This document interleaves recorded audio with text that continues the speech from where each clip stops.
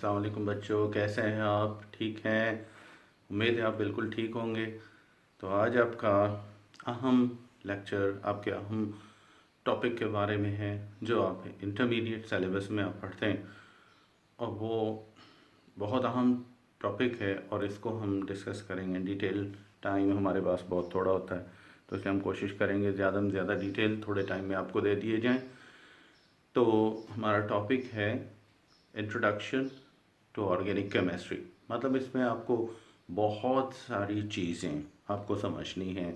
Organic chemistry क्या है, उसकी डेफिनेशन क्या है, उसके एक्सेप्शंस क्या हैं, उसमें कंपाउंड्स की प्रॉपर्टीज़ क्या होनी चाहिए। हमें डेफिनेशन तो रटी हुई होती है, लेकिन हमें फैक्ट फिगर का इतना ज़्यादा इन्फॉर्मेशन हमारे पास नहीं होती है। तो आज हम इन्हीं फैक्ट फिगर्स को भी देखेंगे, और इन फैक्ट फिगर्स में हम देखेंगे एक्सेप्शंस अगर हैं तो वो क्यों हैं। तो हम यहीं से अपना लेक्चर शुरू करते हैं। तो जनाब, चैप्टर नंबर 6 इंटरमीडिएट का introduction to organic chemistry to fundamental concept भी आप कह सकते हैं, बेसिक कंसेप्ट भी आप कह सकते हैं। तो हम चैप्टर नंबर 6 के ऑर्गेनिक केमिस्ट्री के चैप्टर से शुरू करेंगे। गुड। तो बुक्स और पेन्स अपने पास रखिएगा, और थोड़ा स्पीड अप होना पड़ेगा आपको, स्पीड के साथ जाना पड़ेगा। बिस्मिल्लाहिर्रहमानिर्रहीम। Introduction to organic chemistry. Introduction to organic chemistry. Chemistry का इंट्रोडक्शन। केमिस्ट्री क्या है, केमिस्ट्री के बारे में आपने क्या पढ़ना है, फंडामेंटल कॉन्सेप्ट्स क्या होंगे, और इसमें एक्सेप्शनल केसेस क्या हैं, और हमने इनको किस तरह से डील करना है। तो हम शुरुआत करते हैं डेफिनेशन से। ऑर्गेनिक केमिस्ट्री असल में है क्या? जब भी हम ऑर्गेनिक केमिस्ट्री की डेफिनेशन पढ़ते हैं तो हमें ऑर्गेनिक केमिस्ट्री की सिंपल डेफिनेशन ये मिलती है, इज स्टडी या is called study of organic compounds. Means you have to study only the organic compound is called study of organic compounds। आपको इसमें स्टडी करना है सिर्फ और सिर्फ कौन से कंपाउंड्स को? ऑर्गेनिक कंपाउंड्स को। ठीक है। तो अब ऑर्गेनिक कंपाउंड्स को स्टडी करेंगे तो इसको अपनी ऑर्गेनिक केमिस्ट्री कह दिया। एक कितनी छोटी सी डेफिनेशन है, और हम कहेंगे ऑर्गेनिक केमिस्ट्री तो आसान है, हमने ऐसे ही इसको बड़ा बनाया हुआ है। लेकिन सिर्फ जब हम इस टॉपिक को देखेंगे तो फिर हमें पता चलेगा कि बहुत सारी ऐसी चीज़ें हैं, बहुत सारी बातें हैं कि जिनको हमने यहाँ पर लाजमन स्टडी करना है और इनको देखना है। तो हमें ऑर्गेनिक केमिस्ट्री को अगर समझना है तो इस टर्म को समझना पड़ेगा। बहुत डिटेल में जाएंगे, बहुत सारी बातें आएंगी और बहुत सारी फैक्ट फिगर आपको मिलेंगे। तो अब हम ये समझेंगे ऑर्गेनिक कंपाउंड्स क्या हैं। बहुत बड़ा डिटेल में टॉपिक है, समझना है इसको अच्छे तरीके से, इसको समझिएगा। ऑर्गेनिक कंपाउंड्स असल में हैं क्या? ऑर्गेनिक कंपाउंड्स सिंपली अगर आपको याद रखना है तो वो ये डेफिनेशन है जो आप पढ़ते भी, compounds of carbon and hydrogen. Carbon and hydrogen, और इन्हीं कंपाउंड्स को हम आम तौर पर क्या कहते हैं? इन्हीं कंपाउंड्स को हम कहते हैं हाइड्रोकार्बन्स। ठीक है, हाइड्रोकार्बन्स कहते हैं।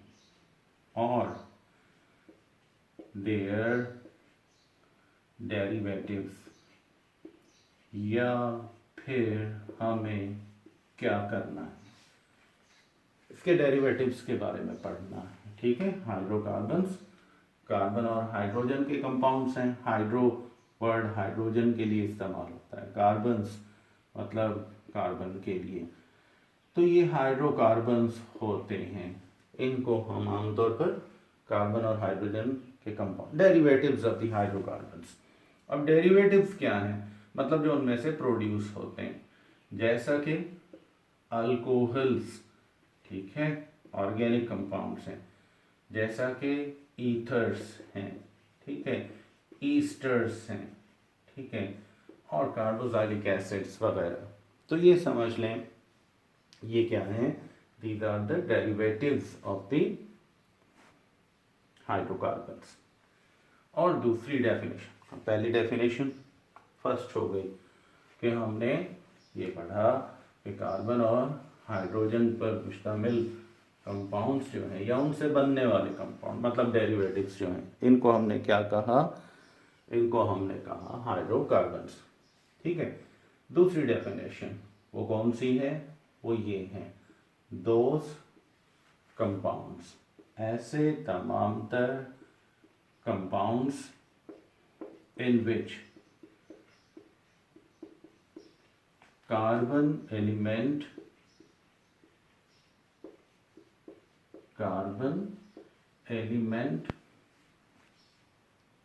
is essentially present, जिसमें कार्बन का atom necessarily present, essentially present, लाजमन तौर पर मतलब उसमें मौजूद होना चाहिए।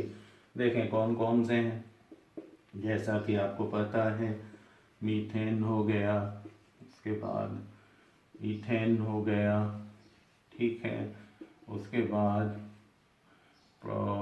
बेंजीन हो गया, उसके बाद ग्लूकोज हो गया, बहुत सारे। हम अब किस किस के नाम लिखें हम तो फिर एकदम कंफ्यूज हो जाएंगे कि कौन कौन से हैं इम्पोर्टेंट कंपाउंड्स, तो हम लिखते जाएं तो शायद ये ख़त्म नहीं होंगे।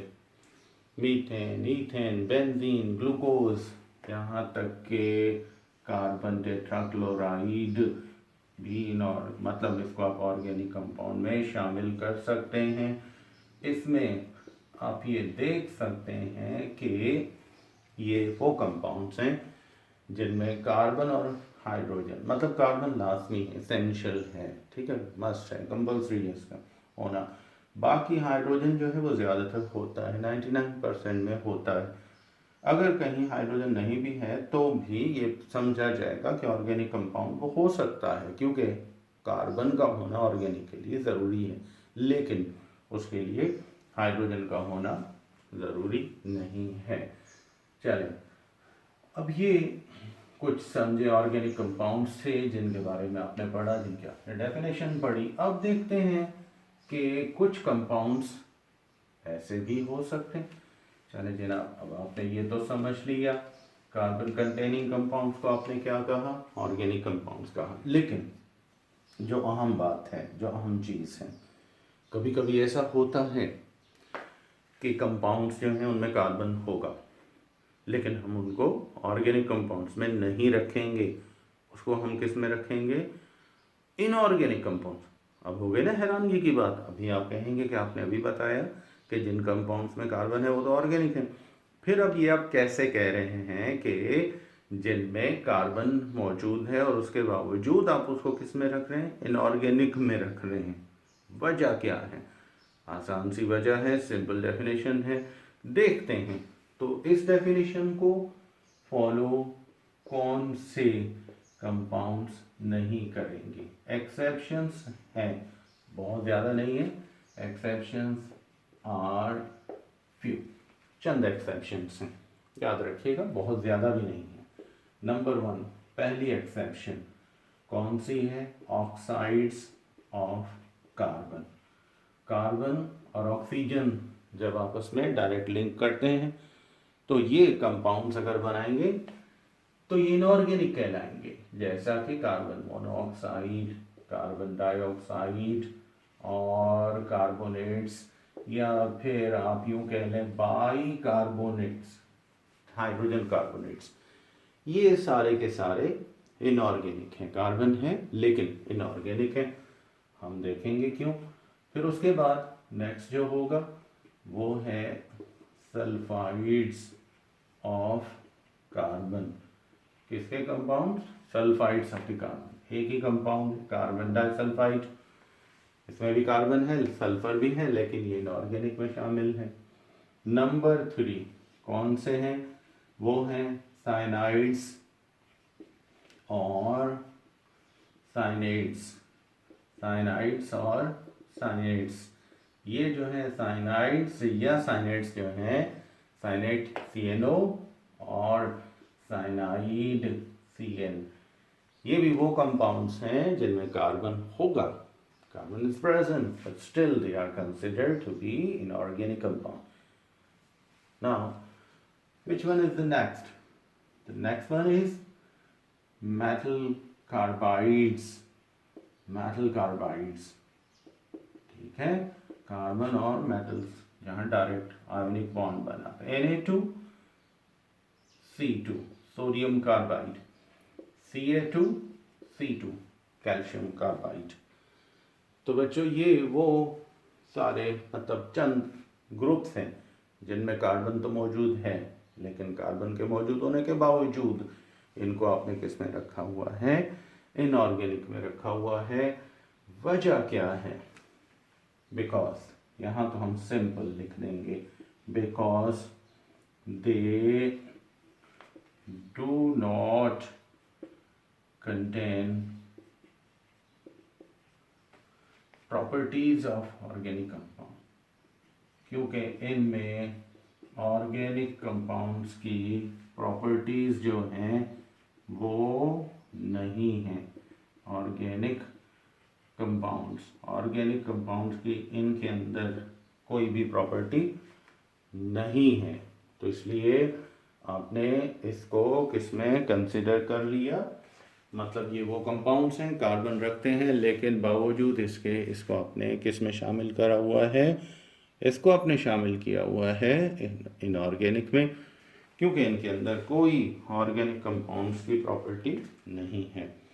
चले, अब आपको इस चीज़ के लिए मतलब डिटेल में हम जाएंगे कि ऑर्गेनिक कंपाउंड्स होने के लिए कौन कौन सी प्रॉपर्टीज़ होनी चाहिए, जिस बेस पे सिर्फ कार्बन मस्ट है, ये तो ऑर्गेनिक कंपाउंड एसेंशियल चीज़ होगी, लेकिन उसके अलावा ये भी याद रखें कि कार्बन कुछ ऐसी प्रॉपर्टीज़ शो करता है ऑर्गेनिक कंपाउंड्स में जो वो इनऑर्गेनिक कंपाउंड में शो नहीं करता है। तो इनको हम डिटेल में लेंगे।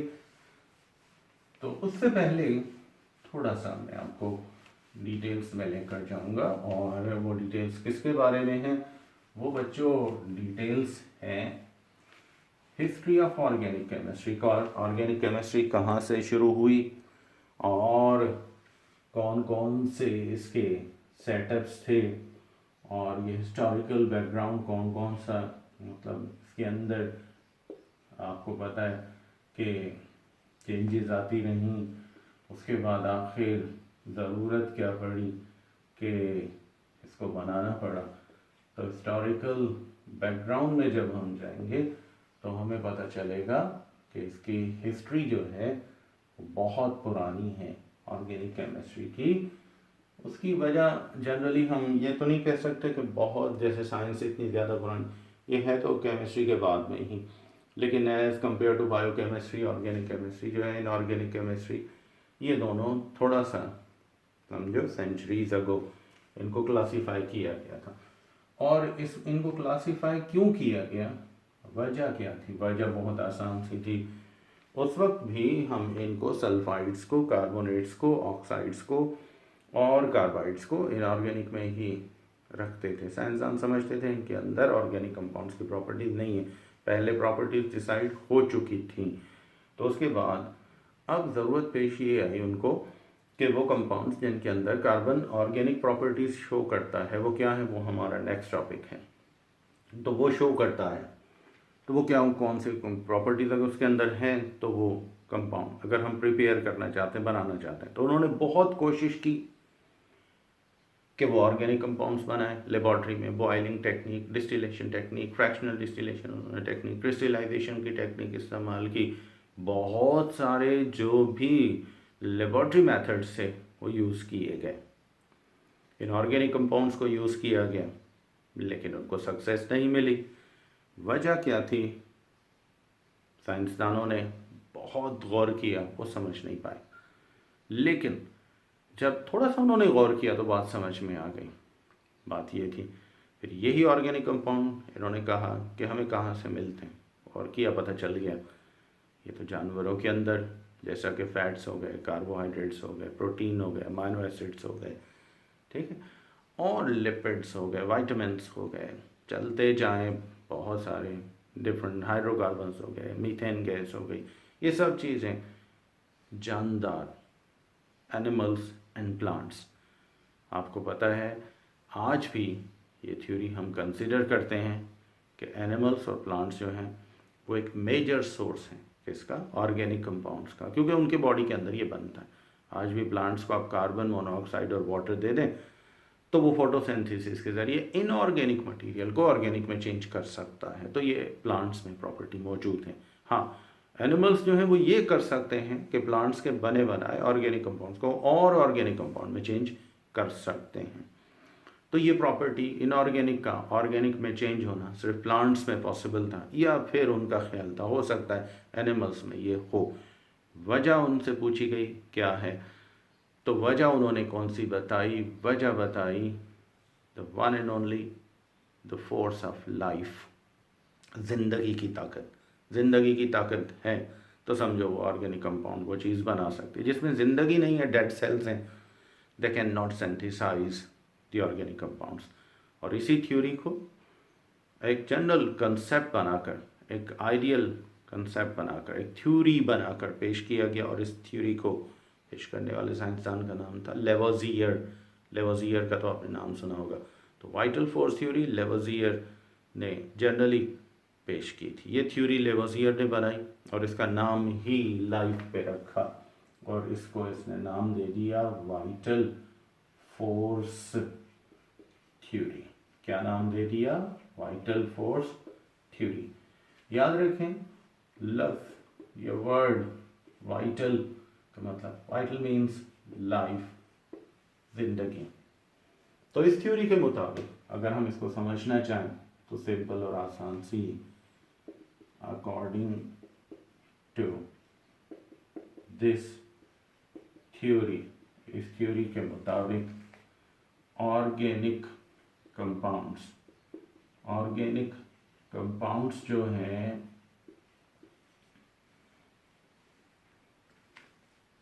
could only मतलब बनाए जा सकते हैं, ये could only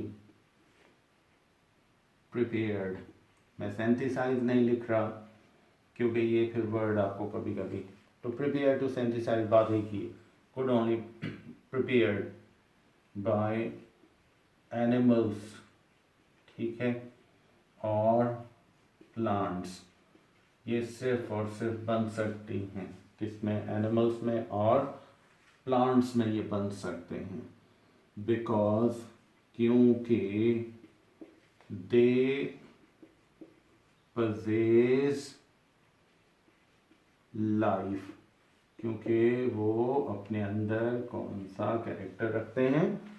लाइफ का कैरेक्टर रखते हैं। हिस्टोरिकल बैकग्राउंड की। बाकी अगर हम इसको लैब में बनाना चाहते हैं जनाब, तो हम इसको लैब में प्रिपेयर नहीं कर सकते। तो उन्होंने ये भी कह दिया, बट दे कुडंट, ठीक है, ये जो है ना, ये नहीं बना सकते, they couldn't be prepared, couldn't be, they couldn't prepare into laboratory, ठीक है, कि लेबोरेटरी में नहीं बनाए जा सकते। क्यों नहीं बनाए जा सकते? क्योंकि लेबोरेटरी में इनके लिए, लेबोरेटरी टेक्निक को अगर हम यूज़ करते हैं तो वो इस तरह से नहीं बना। मैं थोड़ा नीचे लिखता हूँ, शायद हो सकता है आपको ऊपर इसमें नज़र ना आए, but they couldn't prepared, couldn't be prepared भी आप लिख सकते हैं, couldn't be prepared in the laboratory using common techniques। हम अगर कॉमन टेक्निक्स जितनी भी हैं, बॉइलिंग टेक्निक है, फ्रीजिंग टेक्निक है, डिस्टिलेशन की टेक्निक है, सिंपल की मैं आप बात कर रहा हूँ, जो आपने पढ़ी हुई है तो आपको समझ में आएगा। बाकी टेक्निक्स तो बहुत सारी हैं, लेबॉरेटरी मेथड्स बहुत सारे हैं, हम उनको अगर देखना चाहें, डिटेल में पढ़ना चाहें तो बहुत सारी बातें आ जाती। तो बच्चों ये थी वाइटल फोर्स थ्योरी। अब आते हैं वाइटल फोर्स थ्योरी, कहते हैं कि 50 साल तक ये जिंदा रही और उसके बाद इसका अंत आ गया, कहते हैं ना आप लोग, ठीक है, मतलब वो ख़त्म हो गई। उसका इख्तिताम कैसे हुआ? तो rejection of vital force theory, vital force theory का इख्तिताम, उसका खात्मा, उसको ख़त्म किया। किसने ख़त्म किया? इन 1828 ए जर्मन, ये जर्मनी का कौन था? केमिस्ट था, ठीक है, और इसका केमिस्ट का नाम क्या था? वोलर, ठीक है। इसने क्या कर दिया? नई चीज़ बना डाली। वोलर प्रिपेयर्ड, क्या बना दिया? Urea from ammonium cyanate. किस में से बनाया? अमोनियम साइनेट में से यूरिया बना दिया। अब ये जब अमोनियम साइनेट में से यूरिया बना, आपको पता है अमोनियम साइनेट, साइनेट्स जो हैं अभी भी आपको पता ही होगा, आपने अभी भी पढ़ा है। ये क्या है? ये असल में इनऑर्गेनिक कंपाउंड साइनेट से बना डाला। कैसे बनाया देखें, बहुत आसान सी टेक्निक। अमोनियम साइनेट लिया, इसको वाटर में डिज़ोल्व किया, फिर इसको क्या किया? बॉयल किया इसको। जब इसको इसने बॉयल किया तो फिर उसके बाद इसने देखा कि क्या बन गया, इसमें से नया ऑर्गेनिक कंपाउंड बन गया। और नया ऑर्गेनिक कंपाउंड कौन सा था? This was urea. यूरिया बन गया। अमोनियम साइनेट लिया, वाटर के अंदर डिज़ोल्व किया, और जब डिज़ोल्व किया तो फिर इसने इसमें से यूरिया, इसने देखा, इसको बॉईल करके रख दिया।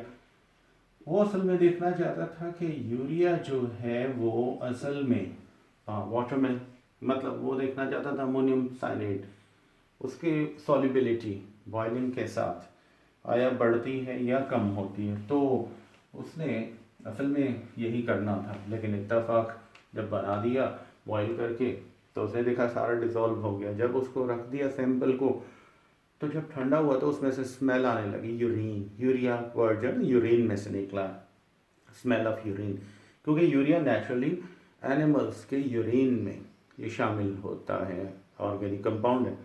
तो उसने जब देखा तो हैरानगी उसको हुई, और इसी वजह से फिर उसने कहा कि इनऑर्गेनिक मटेरियल तो ऑर्गेनिक में चेंज हो गया, ना कोई एनिमल ना कोई प्लांट की सोर्स को यूज़ करना पड़ा, लिहाजा यूरिया प्रोड्यूस हो गया। तो इस तरह वाइटल फोर्स थ्योरी का कंसेप्ट कि भाई हम ऑर्गेनिक कंपाउंड्स को लेबॉर्ट्री में नहीं बना सकते, इनऑर्गेनिक मटेरियल में से ये बन गया। वाइटल फोर्स थ्योरी खुद ब खुद क्या हो गई? ख़त्म हो गई। इसके बाद नेक्स्ट जो ऑर्गेनिक कंपाउंड बनाया गया था वो था ग्लूकोज। क्या था वो? ग्लूकोज। उसको एक जर्मन साइंटिस्ट था कोल्बे, KOLBE, ये आपको याद होगा नाम, कोल्बे। ये इसने क्या किया? नेक्स्ट जो कंपाउंड बनाया वो बनाया सिंथेसाइज्ड ग्लूकोज। ग्लूकोज बना दिया, पर किस में से बनाया? From acetic acid. ये आपको BSc लेवल पर कोल्बे सिंथेसिस में मिलेगा। नाम रिएक्शन का कोल्बे सिंथेसिस ये लिखा होता है। तो ये इसने बनाया। तो उसके बाद सालों में जब एक साइंसदान ने देखा कि भाई एक इनऑर्गेनिक को चेंज कर सकता है ऑर्गेनिक में, दूसरे ने भी चेंज कर दिया काफ़ी सारे वक्त के बाद, तो फिर साइंसदानों ने ये जहन में रख लिया कि इनऑर्गेनिक को ऑर्गेनिक में चेंज कर सकते हैं। तो फिर सालों में, फिर महीनों में, फिर दिनों में, अब जो है हम कह सकते हैं कि राउंड अबाउट 5 मिलियन कंपाउंड्स जो हैं वो ऑर्गेनिक हैं और उनको इनऑर्गेनिक मटेरियल में से बनाया जाए। जी अब हम शुरू करेंगे characteristics of the organic compounds. ठीक है, मतलब कौन कौन से बेसिक कैरेक्टर्स हैं जो कि इसमें होने चाहिए। Characteristics of organic compounds. Organic compounds जो हैं इनके बेसिक कैरेक्टर्स कौन कौन से हैं और जिनके बेसिस पर आप ऑर्गेनिक कंपाउंड्स को पहचानेंगे और ऑर्गेनिक कंपाउंड्स की क्लासिफिकेशन करेंगे। तो ऑर्गेनिक कंपाउंड्स में फर्स्ट कैरेक्टरिस्टिक जो आप पढ़ेंगे वो है कैटिनेशन का। कौन सा कैरेक्टर है? कैटिनेशन। मतलब ये आमतौर पर self linkage of identical atoms, यानी आइडेंटिकल एटम्स आपको पता है एक जैसे एटम्स हैं आपस में मिलते हैं, सेल्फ लिंकेज करते हैं, आइडेंटिकल एटम्स का आपस में ज्वाइनिंग का होता है अमल, तो उसको आपने क्या नाम दिया?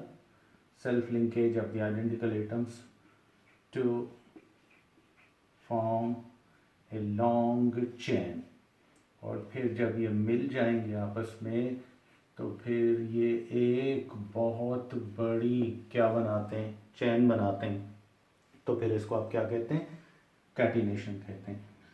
जैसा कि आपको पता है कि कार्बन कार्बन के साथ आपस में मिलता है और ये जब आपस में बहुत सारे कार्बन के एटम आपस में ज्वाइनिंग करते हैं तो फिर ये क्या करते हैं? ये एक बड़ी चेन बनाते हैं। तो इसमें सारे एटम एक जैसे हैं तो आपने इसको नाम क्या दे दिया? कैटिनेट हो गए आपस में। इसी तरीके से आपको पता है सल्फर के साथ भी कैटिनेट होता है और ये इसकी कोई लिमिट नहीं है। इसके बाद अगर हम देखें तो फिर हमें ये भी पता है कि सिलिकॉन जो है वो सिलिकॉन के साथ सेल्फ लिंकेज करता है और बहुत बड़ी चेन बनाता है। तो बच्चों आप देख सकते हैं कि ये सिर्फ कैटिनेशन की प्रॉपर्टी कार्बन में ही नहीं है बल्कि चंद और में भी है। चंद में, सब में नहीं है, चंद और एटम्स में भी है जैसा कि सल्फर, सिलिकॉन ये हैं। तो अब ये सारे के सारे मतलब जो भी एटम्स आपस में सेल्फ लिंकेज करेंगे तो ये कैटिनेशन कहलाएगी। तो कैटिनेशन जो है आखिर फिर हम ये क्यों कहते हैं कि कैटिनेशन तो बाकी एटमों में भी, कार्बन में क्या खास बात हो गई कि हमने इसको कैटिनेशन को अलग कर दिया? तो बच्चों कैटिनेशन कार्बन में जो है उसकी एक प्रॉपर्टी है, इन सब में कैटिनेशन जो होगी दैट विल बी लिमिटेड, महदूद होगी। ठीक है, 5, 8, 10 एटमों तक, 45 एटमों तक यहाँ तक हो सकती। लेकिन अगर हम कार्बन की बात करें तो कार्बन में ये कैटिनेशन कोई लिमिट नहीं है, इसकी कोई इसकी लिमिट नहीं है। बल्कि आप देख सकते हैं और आपने पढ़ा भी होगा कि ये कैटिनेशन जो होती है जनरली ये बनती जाती है और इसके लिए हमें पता है कि इसकी कोई लिमिट नहीं है। तो इस वजह से अब आप ये जनरली कह सकते हैं कि सिर्फ कार्बन ही वाहिद एलिमेंट है कि जिसमें कैटिनेशन जो है उसकी कोई लिमिट नहीं है, बाकी सब में अनलिमिटेड है। और यही वजह है कि कार्बन जो है आपको पता होगा तकरीबन कार्बन जो कंपाउंड्स बनाता है उसकी अगर हम मतलब नंबरिंग को देखें, उसकी अगर हम बहुत बड़े फिगर को देखें तो तकरीबन हमें दुनिया के अंदर अबाउट 5 मिलियन, कितने? 5 मिलियन ऑर्गेनिक कंपाउंड्स मिलेंगे। 5 5 मिलियन ऑर्गेनिक कंपाउंड्स मिलेंगे, और ये इतनी तादाद में, इतना ह्यूज नंबर, बाकियों का नहीं है। इनऑर्गेनिक सारे के सारे 117 एलिमेंट्स को आप इंक्लूड करें तो वो इसके आधे के बराबर भी नहीं, लेकिन इतने सारे कंपाउंड्स हैं। वजह क्या है? It is due to unlimited catenation of carbon, क्योंकि इनमें जो अनलिमिटेड क्या होती है, कार्बन की कैटिनेशन होती है। अनलिमिटेड कैटिनेशन है कार्बन की, जिसकी वजह से इतना ह्यूज नंबर बन सकता है। तो यहाँ पर मतलब अगर आपसे ये भी सवाल किया जाए कि आप कुछ थोड़े से कैरेक्टर्स बताएं अनलिमिटेड कैटिनेशन किसकी, कैटिनेशन ऑफ कार्बन, तो कार्बन अगर अनलिमिटेड कैटिनेशन करता है तो आप उसके इतनी मतलब कैरेक्टरिस्टिक्स जो हैं वो कौन कौन से हैं, वो बेसिक प्रॉपर्टीज़ कौन कौन सी हैं जिसकी वजह से कार्बन की इतनी ज़्यादा ह्यूज नंबर में कैटिनेशन होती है। नंबर 1 पहला कैरेक्टर इसका जो है वो है half filled stable unpaired electrons. मतलब इसके अंदर जो है half filled stable unpaired electrons का ऑर्बिटल है, ठीक है, इलेक्ट्रॉन्स ऑर्बिटल्स, इलेक्ट्रॉनों के ऑर्बिटल्स हैं, लेकिन ये क्या है, हाफ फिल्ड है, और हाफ फिल्ड तो आपको पता है स्टेबल होते हैं। तो अब नई बात क्या हो गई, कैटिनेशन इसमें आपको बताया गया है कि ये आमतौर पर कैक्यूल ने, हमें पहले इसके बारे में थोड़ा सा डिस्कशन हमने पढ़ा हुआ है कि कैक्यूल ने बताया था कार्बन टेट्रावेलेंट है, और टेट्रावेलेंट होने की वजह से इसकी अनलिमिटेड कैटिनेशन। तो टेट्रावेलेंट तो सिलिकॉन भी है, सेलेनियम भी है, बाकी मेंबर्स भी हैं, तो आखिर इसमें कैटिनेशन अनलिमिटेड क्यों हो गई, वजह ये है। नंबर 1 सिलिकॉन का जो है ना वो ठीक है, हाफ फिल्ड है अपनी जगह, लेकिन इतने ज़्यादा स्टेबिलिटी उसमें नहीं है इलेक्ट्रॉन्स के अंदर, साइज़ बहुत बड़ा है एटम का, ऑर्बिटल्स हाई एनर्जी के हैं, इलेक्ट्रॉन्स हायर एनर्जेटिक हैं, तो इस वजह से वो इतने ज़्यादा स्टेबल नहीं हैं, तो वो स्ट्रॉन्ग बॉन्ड नहीं बना सकते, महदूद चंद एलिमेंट्स तक जा सकते हैं, उसके बाद इनकी कैटिनेशन क्या होती है, ख़त्म हो जाती है, तो और ये लिंकेजेस टूट जाते हैं। लेकिन कार्बन में क्या है कि इसकी अनलिमिटेड कैटिनेशन का रीज़न जो है वो यही है कि कार्बन के अंदर जो नंबर 1 पहला कैरेक्टर ये है कि हाफ फिल्ड अनपेयर्ड इलेक्ट्रॉन्स हैं, और उसके बाद मतलब स्टेबल ऑर्बिटल्स हैं। नंबर 2 कैरेक्टर वो ये है कि हाफ फिल्ड भी हैं, स्टेबल भी हैं, वो है, और उसका रीज़न क्या है, smaller size of carbon atom. Carbon atom जो है टेट्रावेलेंट एलिमेंट्स में स्मॉलर साइज का है, और ये भी इसके अंदर अनलिमिटेड कैटिनेशन का रीज़न है। तो 2 चीज़ें आ गई, एक अनलिमिटेड मतलब कैटिनेशन का रीज़न ये हो गया, हाफ फिल्ड अनस्टेबल मतलब स्टेबल अनपेयर्ड इलेक्ट्रॉन्स हैं, स्टेबल ऑर्बिटल्स के अंदर हैं, और उसके बाद smaller size of the carbon atom है, और उसके बाद जो है अगर हम थर्ड पे आ जाएं तो फिर इसके लिए जनरली कहा जा सकता है कि इतने साइज में ये हायर इलेक्ट्रॉन एफिनिटी रखता है, higher affinity in this size, यानी अगर हम इस साइज के हिसाब से देखें तो फिर इसमें कोई ऐसा एलिमेंट नहीं है जो इतनी साइज में हायर इलेक्ट्रॉन एफिनिटी रखता हो। तो ये चीज़ें हैं जो हैं ये आमतौर पर कहा जाता है कि कार्बन की अनलिमिटेड कैटिनेशन का सबब है, इसका रीज़न है, और इसी वजह से कार्बन क्या करता है, अनलिमिटेड कैटिनेशन करता है। अब उसके बाद नेक्स्ट मतलब कैरेक्टर तो 5 मिलियन कंपाउंड्स का होना, अब और उसके बाद कार्बन का अनलिमिटेड नंबर ऑफ कंपाउंड्स बनाना, ये सिर्फ और सिर्फ जो है अनलिमिटेड कैटिनेशन की वजह से। तो ऑर्गेनिक कंपाउंड जितने भी होंगे याद रखें उनमें कैटिनेशन का कैरेक्टर लाजमी होगा।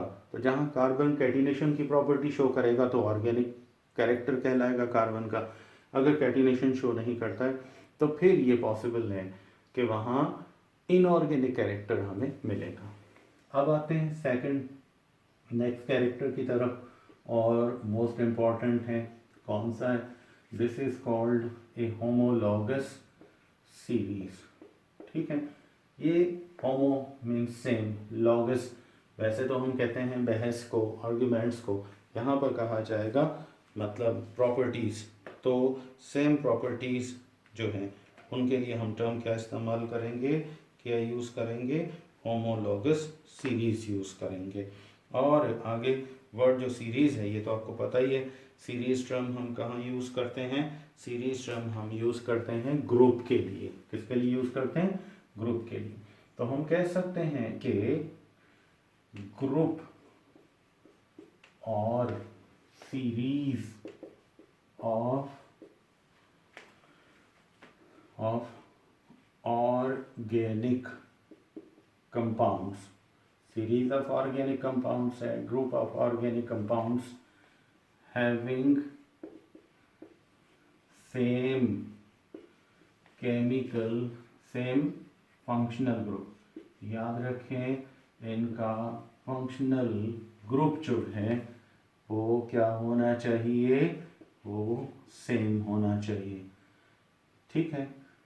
ईच नेक्स्ट कमिंग मेंबर, हर नया आने वाला मेंबर जो next coming member is greater, ये क्या होगा, ये समझ लें बड़ा होगा, ग्रेटर होगा। ठीक है। फ्रॉम इट्स प्रीवियस मेंबर, अपने पहले वाले मेंबर से बाय कितना, 1 मिथाइलिन ग्रुप। ठीक है। मतलब इसमें क्या होगा, इसमें Y1 मिथाइलिन,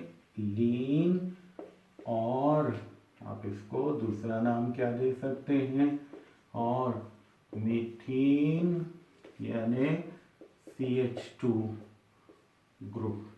हर नया आने वाला मेंबर अपने पहले मेंबर से, अपने प्रीवियस मेंबर से बड़ा होगा, किसमें, एक कार्बन और 2 हाइड्रोजन में। अब इस एक कार्बन और 2 हाइड्रोजन के ग्रुप को आपने सिंपल नाम क्या दे दिया, मीथीन और मिथाइलिन ग्रुप। याद रखें CH2 जो है ये ग्रुप है, ये कंपाउंड नहीं। और ये हर ऑर्गेनिक कंपाउंड में आ सकता है, जब जहाँ होमोलॉगस सीरीज बनेगी तो हर नया मेंबर उससे आप बना सकते हैं, उसे आप हासिल कर सकते हैं। तो ये तो हो गया होमोलॉगस सीरीज की डेफिनेशन, मतलब सिमिलर कंपाउंड्स जिनमें हर नया आने वाला मेंबर अपने प्रीवियस मेंबर से बड़ा होगा, पर किसमें, एक कार्बन और 2 हाइड्रोजन में। तो आपको पता है कि ऑर्गेनिक कंपाउंड्स जो हैं इनके बहुत बहुत सारे ग्रुप्स हैं, जैसा कि अल्केन्स, जैसा कि अल्कीन्स, जैसा कि अल्काइंस, जैसा कि alcohols, esters, ethers, carboxylic acid, amide, amines, alkyl halides, बनाते जाएं, अमाइनो एसिड्स बनाते जाएं, बहुत सारे हैं। हम उनको सबको यहाँ पर तो डिस्कस नहीं करेंगे। उन सब में ये है कि हर नया आने वाला मेंबर अगर आप देखेंगे तो बड़ा होगा, सिर्फ एक कार्बन बढ़ा दें और 2 हाइड्रोजन। जैसा कि आपको अल्केन्स की बात अगर बताएं तो आपको CH2 फर्स्ट मेंबर मिल गया। फर्स्ट मेंबर का नाम क्या था, मीथेन। क्या नाम है इसका, मीथेन। अब नेक्स्ट बनाना है, एक कार्बन बढ़ा दें 2 हो जाएंगे, 2 हाइड्रोजन बढ़ा दें 6 हो जाएंगे, तो ये नेक्स्ट हो गया प्रोपेन। इसी तरीके से आपने एक कार्बन बढ़ा दिया, 2 हाइड्रोजन बना दिए। ठीक है। मीथेन के बाद सॉरी ये इथेन हो जाएगा, और उसके बाद नेक्स्ट क्या हो जाएगा, प्रोपेन हो गया। ठीक है। उसके बाद अब नेक्स्ट मेंबर बनाना है, कार्बन एक बढ़ा दें, 2 हाइड्रोजन आपने ऐड कर दिए, तो अब ये बन गया ब्यूटेन। इसी तरीके से पेंटेन, हेक्सेन, हेप्टेन। अब ये अगर मीथेन से इथेन बढ़ा है तो किसमें, एक कार्बन और 2 हाइड्रोजन में। अगर ये बढ़ा है तो एक कार्बन 2 हाइड्रोजन, मतलब आप इसमें हर नए आने वाला मेंबर में CH2 का एडिशन करते जाओ। तो होमोलॉगस सीरीज अल्कीन्स में भी यही है, देखो C2H4 फर्स्ट मेंबर था, आपने नाम दे दिया इसको इथीन। अब इसमें एक कार्बन आपने बढ़ा दिया, 2 हाइड्रोजन बढ़ा दिए, नेक्स्ट मेंबर आपको मिल गया प्रोपीन, प्रोपाइलीन भी लिख सकते हैं, इथाइलीन, प्रोपाइलीन, ब्यूटाइलीन। अब देखो एक कार्बन और बढ़ा दो, और 2 हाइड्रोजन बढ़ा दो तो ये बन जाएगा ब्यूटाइलिन, ठीक है। फिर उसके बाद जो है मतलब ब्यूटीन भी आप जैसे लिख रहे थे, मैं ये इसलिए लिखा कि ये तरीका BYLE और ENE को भी यूज़ कर सकते हैं। जैसा कि ये है C5H10, इसको हमने पेंटीन आपने पढ़ा होगा, तो ये भी हम लिख सकते हैं। इसके बाद अगर हम अल्काइंस की बात करें तो C2H2 फर्स्ट मेंबर है, जिसका नाम क्या है, सिंपली हम इसको क्या कहते हैं, इथाइन कहते हैं। क्या कहते हैं इसको, इथाइन। नेक्स्ट है C3H4, इसको आपने नाम क्या दे दिया, प्रोपाइन। उसके बाद आपने C4H6 क्या नाम दे दिया, ब्यूटाइन। उसके बाद आपने C5H8 कर दिया, आपने नाम क्या दे दिया, पेंटाइन। तो होमोलॉगस सीरीज में क्या होगा, हर नेक्स्ट मेंबर अपने प्रीवियस मेंबर से सिर्फ और सिर्फ महज CH2 मिथाइलिन ग्रुप जो है ये आप ऐड करते जाएं और आपको नए मेंबर्स मिलते जाएंगे। और ये अनलिमिटेड है, इसके कोई किसी भी ग्रुप में, इवन ईथर हैं, ईस्टर्स हैं, कार्बोक्सिलिक एसिड्स हैं, आप जितने भी यहाँ बनाना चाहें मेंबर्स बना सकते हैं। सिर्फ आपको फर्स्ट मेंबर मिल गया, कोई भी मिल जाए, उसके बाद नेक्स्ट आप बना सकते हैं। अगर आप प्रीवियस बनाना चाहते हैं तो 1 कार्बन को आप लेस कर दें, 2 हाइड्रोजन को लेस कर दें, उससे फिर 1 लेस, फिर लेस करते जाएं, तो आप फाइनली जा सकते हैं। रिवर्स में भी जा सकते हैं, एडवांस में भी आप जा सकते हैं।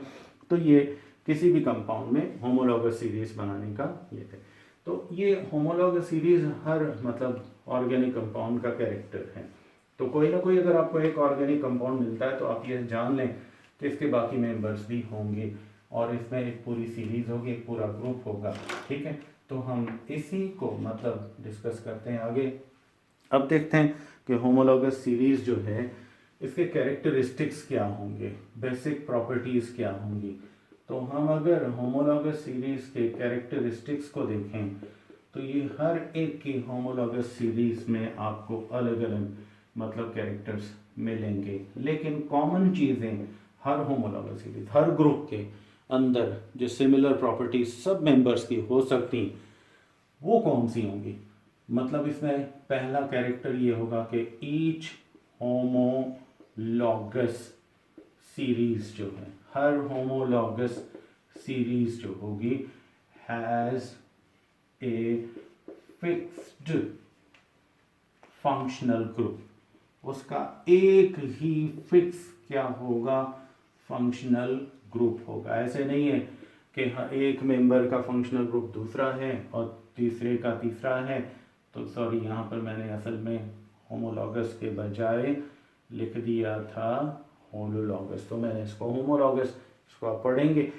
हर होमोलॉगस सीरीज में फंक्शनल ग्रुप जो होगा सारे मेंबर्स का वो एक ही होगा। तो एक सीरीज एक ही फंक्शनल ग्रुप।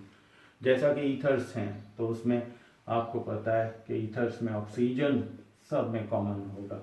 एल्डिहाइड्स हैं तो इसमें अगर हम देखें तो मोस्ट कॉमन ये एल्डिहाइड होगा। उसके बाद अगर कीटोन्स हैं तो मोस्ट कॉमन कार्बोनाइल ग्रुप होगा। तो ये सारे मेंबर्स हैं, आपको ये मालूम है कि ये जनरल कैरेक्टरिस्टिक्स ये होंगे कि उसका फंक्शनल ग्रुप क्या होगा, सेम होगा।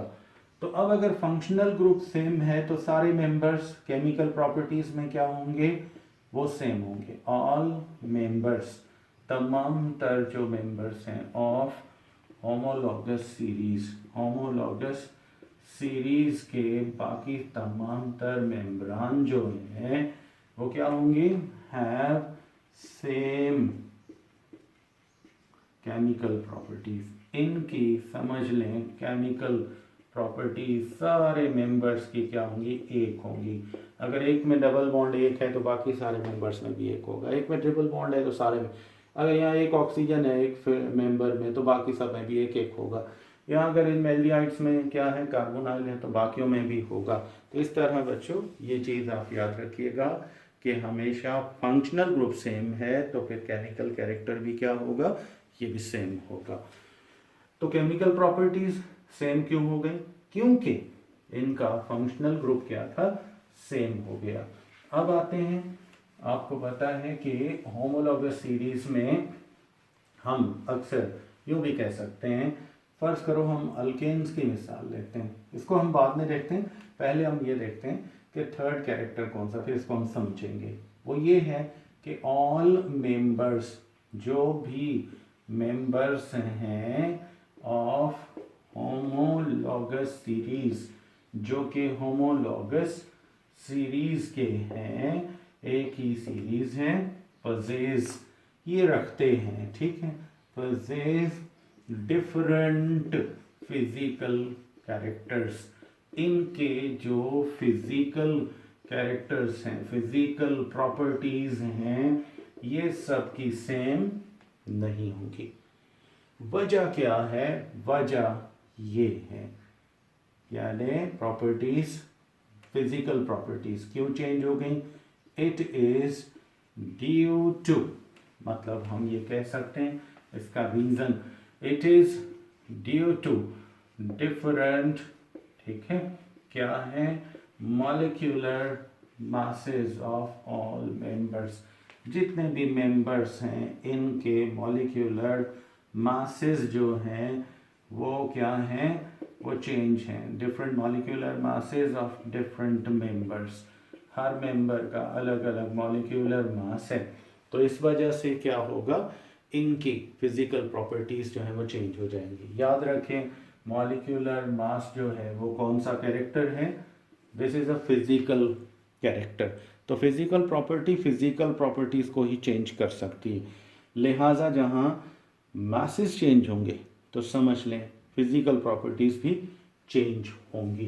तो इसी मतलब फिजिकल बेस पर भी आप होमोलॉगस सीरीज को डिफाइन कर सकते हैं। अगर आपसे कोई ये पूछे कि होमोलॉगस सीरीज आप किससे कहते हैं, फिजिकल टर्म आप इसके लिए कौन सा यूज करेंगे, तो बच्चों फिजिकली हम देख सकते हैं, फर्ज करो हमने अल्केन्स की एग्जांपल ली, हमने लिया अल्केन्स, तो अल्केन्स में पहला मेंबर था CH4, नेक्स्ट मेंबर था C2H6, नेक्स्ट मेंबर था C3H8, मीथेन, ईथेन, प्रोपेन। अब देखो इसका एक कार्बन और 4 मतलब 1 कार्बन प्लस 4 हाइड्रोजन, तो इसका मॉलिक्यूलर मास बन रहा है 16 AMU।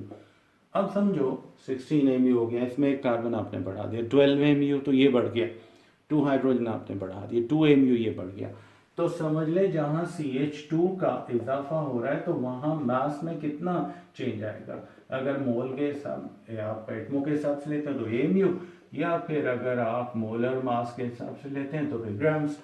तो हर नेक्स्ट आने वाला मेंबर अपने प्रीवियस मेंबर से बड़ा होगा। देखो इसमें आप कितने ऐड करोगे, just you have to add 14 grams because you have added 1 carbon and 2 hydrogens. Therefore, the mass of this compound is equal to 30 AMU or the molar mass is equal to 30 grams. ठीक है, इसमें फिर 14 add कर दें, 44 AMU आप कर दें इसको, या फिर आप इसको 44 ग्राम्स लिख दें। तो आप देख सकते हैं कि हर नया आने वाला मेंबर अपने प्रीवियस मेंबर से नेक्स्ट कमिंग मेंबर बड़ा है by molecular mass, molar mass कितना बड़ा है, that is equal to 14 grams.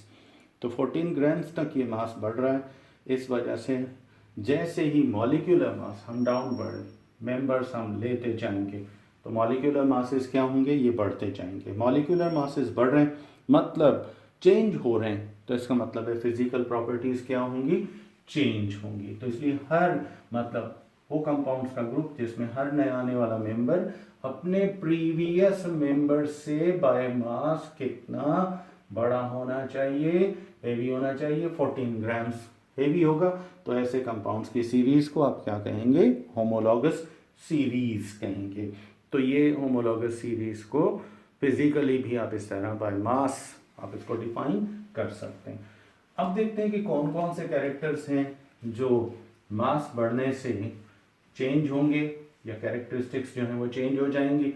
याद रखें जहाँ मॉलिक्यूलर मास बढ़ता जाता है मेंबर्स का, तो फिर उसका समझ लें मेल्टिंग पॉइंट भी बढ़ेगा और फिर बॉइलिंग पॉइंट भी बढ़ेगा, ये डायरेक्टली प्रोपोर्शनल।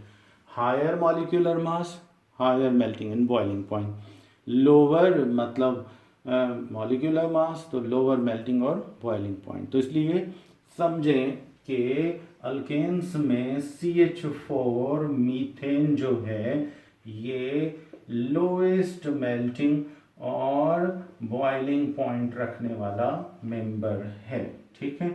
तो ये सबसे लोएस्ट हो गया क्योंकि इसका बाकियों से मॉलिक्यूलर मास क्या है, बहुत कम है। तो ये चीज़ आपको याद रखनी पड़ेगी।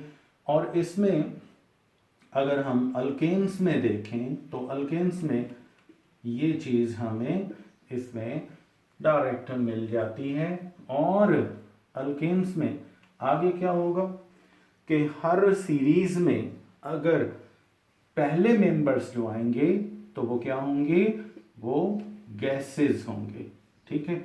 अल्केन्स की अगर हम बात करें तो पहले मेंबर्स कितने हैं, 4 मेंबर्स, 4 मेंबर जो हैं वो क्या हैं, गैसेस हैं।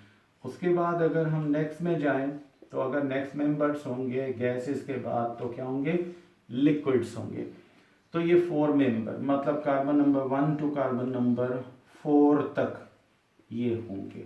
इसके बाद अगर हम यहाँ पे इसको काउंट करें तो आपको पता है कि आप इसमें से 14 मेंबर्स जो हैं उनको लिक्विड्स में शामिल कर सकते हैं। इसके 14 मेंबर्स हैं वो लिक्विड्स में है। C5 से ये स्टार्ट होते हैं और C कहाँ तक जाएंगे, 17 तक जाएंगे, तो ये लिक्विड्स हो जाएंगे। अब उसके बाद अगर नेक्स्ट मेंबर्स होंगे तो वो क्या होंगे, दीज आर सॉलिड्स। और सॉलिड्स कौन से हैं, ये कार्बन नंबर 18 और हायर या फिर इससे बड़े अगर हैं तो वो होंगे।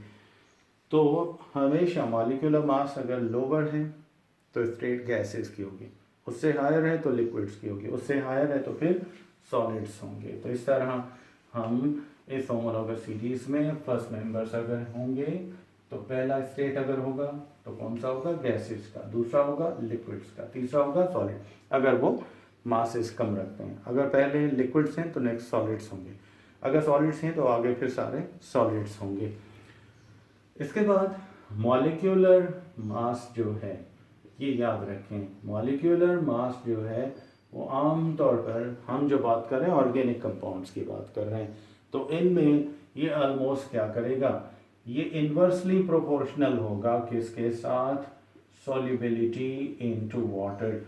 अगर इसको हम देखें तो वाटर के अंदर इसकी सॉल्युबिलिटी बहुत ही मतलब क्या होगी, कम होगी। जैसे जैसे मॉलिक्यूलर मास बढ़ता जाएगा तो सॉल्युबिलिटी कम होती जाएगी। तो इसलिए हम कह सकते हैं कि अल्केन्स में अगर हम देखें तो मोस्ट सॉल्युबल अल्केन जो है वो कौन सा है, अल्केन इज कौन सा है, this is called methane, is methane. वजह क्या है, ड्यू टू क्या है, लोएस्ट मॉलिक्यूलर मास, मतलब इसका जो मॉलिक्यूलर मास है वो बहुत ही कम है, बाकियों से सबसे कम है, तो हाईली सॉल्युबल है।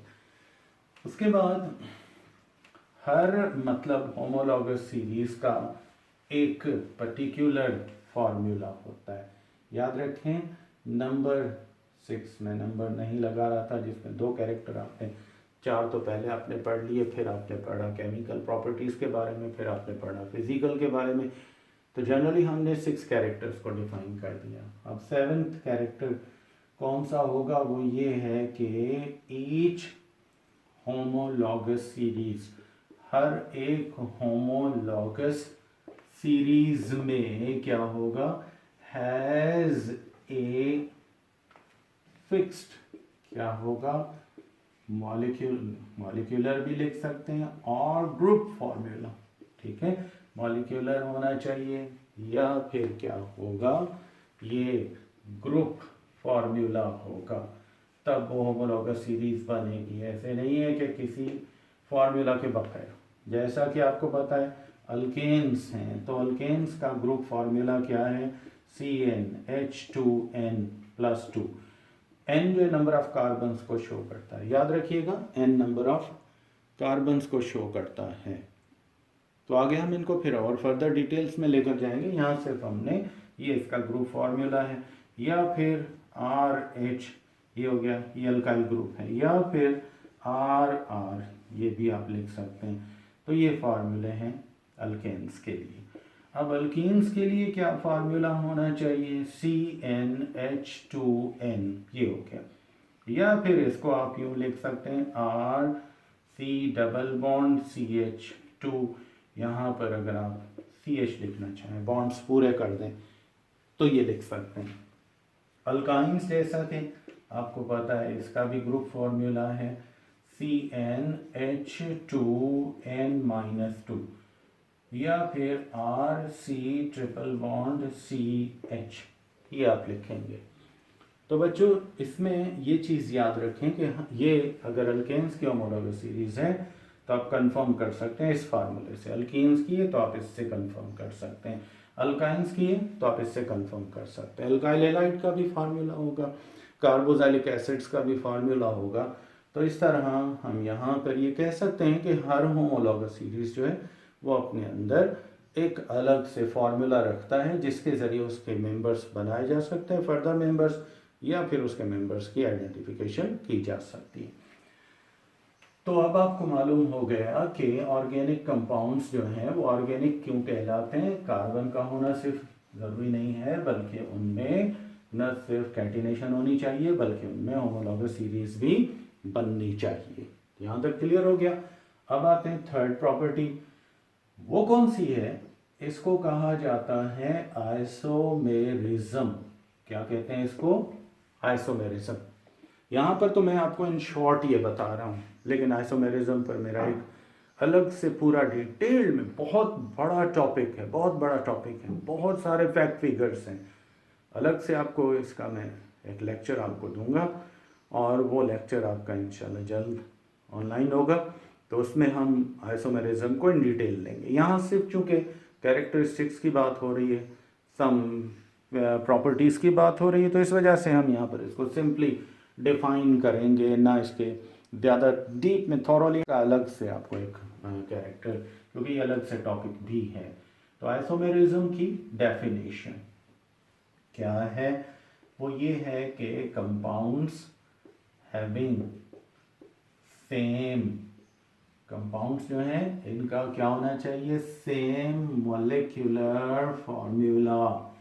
ऐसे कंपाउंड्स जिनका मॉलिक्यूलर फॉर्मूला क्या होना चाहिए, सेम हो molecular formula, but they possess different possible structures।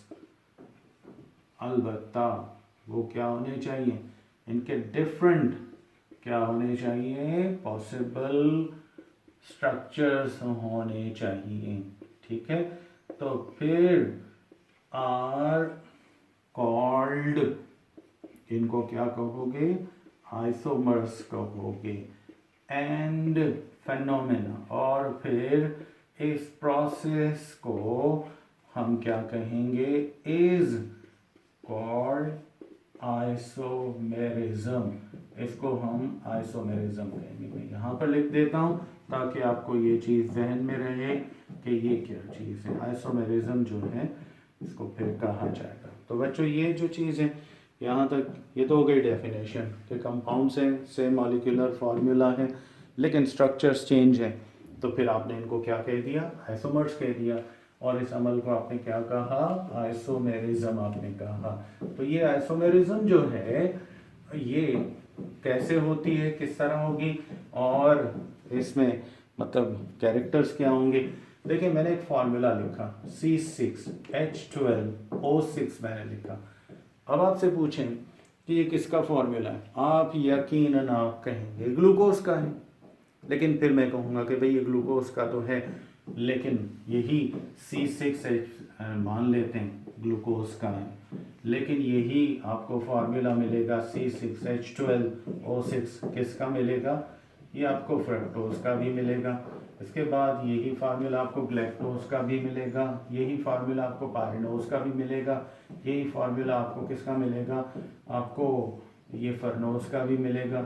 तो फिर आप यहाँ से ये चीज़ बता सकते हैं या आप समझ सकते हैं कि ये किसी एक कंपाउंड का फॉर्मूला नहीं है। याद रखें, ऑर्गेनिक कंपाउंड्स में जब भी आप कोई भी कंपाउंड का नाम लिख रहे हैं तो आपको सिर्फ फार्मूला मिलता है, फार्मूला से कभी भी आप नाम नहीं लिखेंगे। क्यों? कि एक ही फार्मूला से कई कंपाउंड हो सकते हैं। अब देखो, हमने एक और एग्जांपल ली, C2H6O। आपसे पूछें बेटा ये किसका फार्मूला है, तो आप डायरेक्ट तो आप नहीं बता पाएंगे। आप कहेंगे कि भाई ये इथेनॉल का फार्मूला है, मान लेते हैं, ठीक है, बिल्कुल इथेनॉल है, ये इथेनॉल का ही फॉर्मूला है। लेकिन क्या सिर्फ इथेनॉल का है? बिल्कुल नहीं, ये इथेनॉल के अलावा इसका भी तो है, CH3 ऑक्सीजन, CH3, जिसको आपने नाम क्या दे दिया, डाई मिथाइल ईथर का नाम। जी तो बच्चों, ये तो था आइसोमेरिज्म के बारे में। आइसोमेरिज्म की आपको टाइप्स के बारे में थोड़ा सा बता दूं। आइसोमेरिज्म की जो हम टाइप्स जब करेंगे तो टाइप्स में मेन तो दो टाइप्स होती हैं। एक को आप कहते हैं स्ट्रक्चरल आइसोमेरिज्म, और दूसरे को आप क्या कहते हैं, दूसरे को आप नाम देते हैं स्टीरियो आइसोमेरिज्म। ये जो आपके सिलेबस में स्ट्रक्चरल आइसोमेरिज्म है, जिसमें आप chain isomerism, functional group isomerism, उसके अलावा मेटामेरिज्म और फिर टॉटोमेरिज्म, ये तो हो गई स्ट्रक्चरल आइसोमेरिज्म की टाइप। उसके बाद नेक्स्ट जो है वो स्टीरियो आइसोमेरिज्म है, जिसमें आप आगे और पढ़ेंगे, जिसमें ज्योमेट्रिकल आइसोमेरिज्म भी होगी, इससे और ट्रांस ऑप्टिकल आइसोमेरिज्म भी होगी, जिसमें आपको ऑप्टिकल रोटेशन के बारे में बताया जाएगा, डेक्सो रोटेटरी और लिवो रोटेटरी। ये पूरा एक अलग से टॉपिक है, इसको हम पूरा अलग से, मेरा लेक्चर होगा, इसको मैं डिफ़ाइन भी करूँगा और आपके साथ इसको शेयर भी करेंगे। तो यहाँ तक आइसोमेरिज्म की जो बात थी, आपने ऑर्गेनिक कंपाउंड्स में ये नोट कर ली कि इसमें हमने महज क्या करना है, इसमें महज हमने ये करना है कि बस स्ट्रक्चर्स जहाँ चेंज होंगे तो वहाँ पर हम ये कह सकते हैं कि वो आइसोमर्स जो हैं, जहाँ स्ट्रक्चर चेंज होगा तो समझ लें वो आइसोमर्स एक दूसरे के होंगे। और आइसोमेरिज्म में याद रखिएगा कि सम आइसोमर्स, यहाँ कुछ कैरेक्टरिस्टिक्स मैं आपको बता देता हूँ, ठीक है। सम आइसोमर्स, कुछ आइसोमर्स जो हैं possess डिफरेंट, ठीक है, डिफरेंट केमिकल कैरेक्टर्स जो हैं, केमिकल प्रॉपर्टीज़ जो हैं, ये भी चेंज हो सकती हैं। पहला कैरेक्टर ये है कि कुछ की आइसोमर्स की केमिकल प्रॉपर्टीज़ एक दूसरे से डिफरेंट हो सकती हैं, लेकिन all different isomers possess different physical properties. ये याद रखिएगा कि सारे के सारे डिफरेंट जो हैं आइसोमर्स जो हैं, आइसोमर्स possess, ये रखते हैं क्या, डिफरेंट फिजिकल प्रॉपर्टीज़। ये याद रखिएगा, इनकी सब की फिजिकल प्रॉपर्टीज़ जो हैं ये क्या होंगी, ये चेंज होंगी, ठीक है। तो हर आइसोमर की अलग अलग फिजिकल प्रॉपर्टी, कोई भी टाइप आप उठाते हैं तो फिजिकल कैरेक्टर तो हर जगह चेंज होंगे, लेकिन कुछ आइसोमर्स, और इनमें कुछ आइसोमर्स अगर आपको गाइडलाइन दी जाए तो ये कौन से होंगे, functional group isomers. Functional group isomers जो हैं ये न सिर्फ केमिकल कैरेक्टर अपना अलग रखते हैं, बल्कि फिजिकल कैरेक्टर भी इनका क्या होगा, ये भी चेंज होता है। तो इसलिए आपको ये याद रखना है कि फंक्शनल में दोनों प्रॉपर्टीज चेंज, जबकि फिजिकल प्रॉपर्टीज तो हर आइसोमेरिज्म की टाइप में वो चेंज होगी, वो डिफरेंट होंगी, हम ऑब्जर्व करेंगे और हम इनको डिस्कस भी करेंगे। चलिए, अब यहाँ तक क्लियर हो गई बात। अब आते हैं नेक्स्ट कैरेक्टर की तरफ, और वो आई थिंक कैटिनेशन, उसके बाद आइसोमेरिज्म। अब हमारा थर्ड कैरेक्टर जो है वो होमोलॉगस सीरीज हो गई। अब हम आते हैं फोर्थ कैरेक्टर की तरफ, और वो फोर्थ कैरेक्टर कौन सा है, this is called a functional group. इसको हम एक्स से क्या करते हैं, डिनोट करते हैं। डेफिनेशन हम आमतौर पर इस्तेमाल करते हैं एन एटम, ठीक है, या फिर ग्रुप और ए बॉन्ड विच शोज, ठीक है, जाहिर करता है, which shows the basic chemistry. अब यहाँ सब बातें आ जाएंगी, बेसिक केमिस्ट्री और प्रॉपर्टीज या फिर प्रॉपर्टीज ऑफ एन और ऑर्गेनिक कंपाउंड। ऑर्गेनिक कंपाउंड की बेसिक प्रॉपर्टीज को शो करता है, बेसिक कैरेक्टर्स को शो करता है। तो फिर ऐसे कंपाउंड को, ऐसे एटम को, एटमों के ग्रुप को या बॉन्ड को आप क्या कहेंगे? इसको आप कहेंगे फंक्शनल ग्रुप। इसको एक्स से डिनोट किया जाता है, लिख लिया होगा आपने। गुड। अब आते हैं, नोट करते जाया करें, आसान से सिंपल से टॉपिक्स हैं, तो इनमें हमने इन कैरेक्टर्स को सामने ज़हन में रखना है। तो फंक्शनल ग्रुप बच्चों सवाए अल्केन्स के, अल्केन्स जो है ना, अल्केन्स वाहिद ऑर्गेनिक कंपाउंड्स का ग्रुप है जिसका कोई भी फंक्शनल ग्रुप फिक्स नहीं है। या यूँ कह लें कि वो हम कोई भी इसमें बॉन्ड भी ले सकते हैं, कोई भी एटम ले सकते हैं, तो इसमें नहीं है। बाकी जितने भी ऑर्गेनिक कंपाउंड हैं तो हम ये कह सकते हैं कि ऑल ऑर्गेनिक कंपाउंड्स, जितने भी ऑर्गेनिक कंपाउंड्स हैं, पजेज फंक्शनल ग्रुप। ये सारे के सारे क्या रखते हैं? They possess functional group. Functional group के बगैर सवाए अल्केन की किसी भी ऑर्गेनिक कंपाउंड का तस्वुर ही नहीं है। No concept of organic character without any functional group. अब ऐसे भी नहीं है कि अल्केन्स बिल्कुल फंक्शनल ग्रुप के बगैर हैं, नहीं, उनमें कोई भी मतलब बॉन्ड या कार्बन का एटम या हाइड्रोजन का atom as a functional group काम ज़रूर करता है। तो आपको कोई भी ऑर्गेनिक कंपाउंड जब भी मिलता है तो उसको आप दो हिस्सों में डिवाइड करते हैं।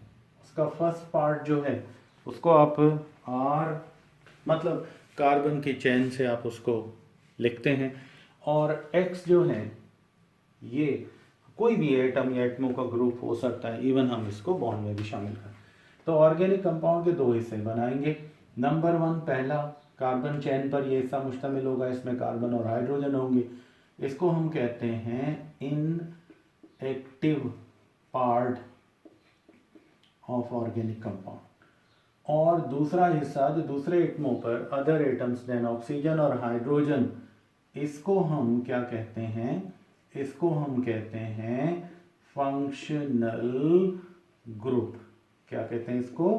Functional group. और याद रखें ये ऑर्गेनिक कंपाउंड्स का क्या होता है? ये एक्टिव पार्ट होता है। अब जो इनएक्टिव पार्ट है ये कहाँ हिस्सा लेगा?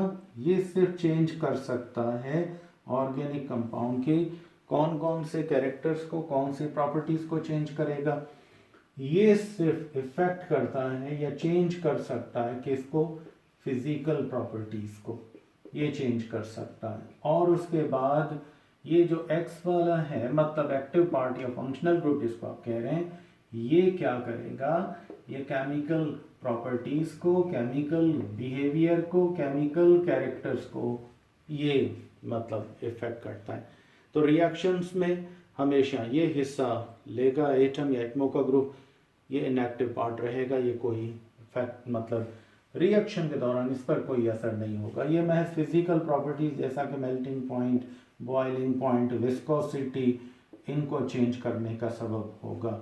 और ये जो है सारे के सारे जितने भी रिएक्शंस होंगे उनको ये मतलब फंक्शनल ग्रुप जो है वो कंट्रोल करेगा, या इस फंक्शनल ग्रुप के ज़रिए ये रिएक्शंस जो हैं वो क्या होंगे? ये चेंज हो सकते हैं। तो इसलिए याद रखें रिएक्शंस पे इफ़ेक्ट इसी का होगा, बाकी सब फिज़िकल कैरेक्टर्स को ये हिस्सा चेंज करेगा, क्योंकि ये आम तौर पर ऑर्गेनिक कंपाउंड का इनएक्टिव पार्ट जो है यही समझ लें कि उसके मॉलिक्यूलर मास को भी बढ़ाता है, और इससे इसके मतलब रिएक्शंस, इसके कैरेक्टर्स जो हैं वो क्या होंगे? वो चेंज होंगे, मॉलिक्यूलर मास इसका बढ़ता जाएगा। चलिए अब ये हो गया। अब आते हैं कि इनमें फंक्शनल पार्ट, एक्टिव पार्ट जो है, फिजिकल कैरेक्टर्स भी हो गए और ये भी हो गए रिएक्शंस में। जैसा कि आपको पता है CH4 मीथेन है, ठीक है ना।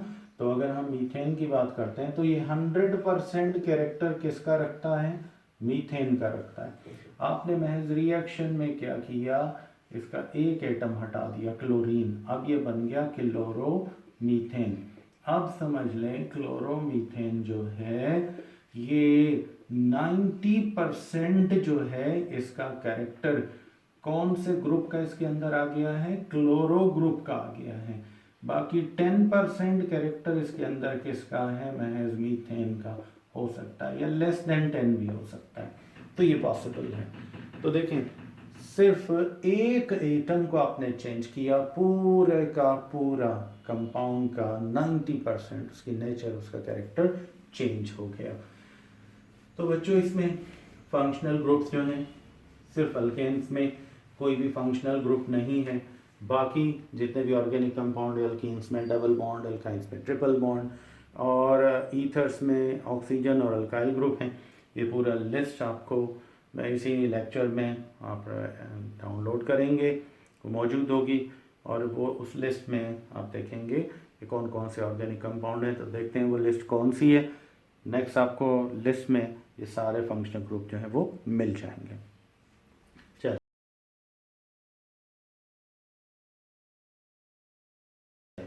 अब उसके बाद ये था फिफ्थ कैरेक्टर। अब हम आते हैं नेक्स्ट कैरेक्टर की तरफ, that is called the sixth character. ठीक है, अब फंक्शनल ग्रुप तक आपने क्लियर कर लिया। अब आते हैं सिक्स्थ कैरेक्टर क्या है, मतलब ऑल ऑर्गेनिक कंपाउंड्स, जितने भी ऑर्गेनिक कंपाउंड्स हैं पजेस कोवेलेंट बॉन्ड्स। इनके अंदर आयोनिक बॉन्ड नहीं होता। कौन से बॉन्ड्स होते हैं, इनके अंदर हमेशा कोवेलेंट बॉन्ड्स होते हैं। तो इसलिए तमाम तरह ऑर्गेनिक कंपाउंड्स को आप क्या कह सकते हैं, कोवेलेंट कंपाउंड्स कह सकते हैं। ठीक है, ये कभी भी आयोनिक कंपाउंड नहीं। इनके रिएक्शंस क्या होंगे, बहुत स्लो होते हैं, ये लेस रिएक्टिव होते हैं। तो हम ऑर्गेनिक कंपाउंड को मोर रिएक्टिव नहीं कहेंगे, बहुत लेस रिएक्टिव कहेंगे, क्योंकि इनके रिएक्शन बहुत स्लो होते हैं। चलें, ये कैरेक्टर भी ऑर्गेनिक कंपाउंड्स का हो गया। उसके बाद नंबर 8 कौन सा है, दे आर मोस्टली, मतलब ऑर्गेनिक कंपाउंड्स जो हैं मोस्टली क्या हैं, दे आर मोस्टली, आमतौर पर कहा जाता है कि दे आर मोस्टली स्टेबल, यूं कह लें कि इनसॉल्युबल इनटू वाटर। ये हम कह सकते हैं कि वाटर में बहुत कम हल होंगे, मोस्टली इनसॉल्युबल इनटू वाटर। वजह क्या है, due to non polar nature, क्योंकि इनकी नेचर अक्सर कौन सी है, नॉन पोलर है, तो वाटर इनसॉल्युबल होते हैं। उसके बाद next number 9, they have lower melting points and boiling points due to covalent nature.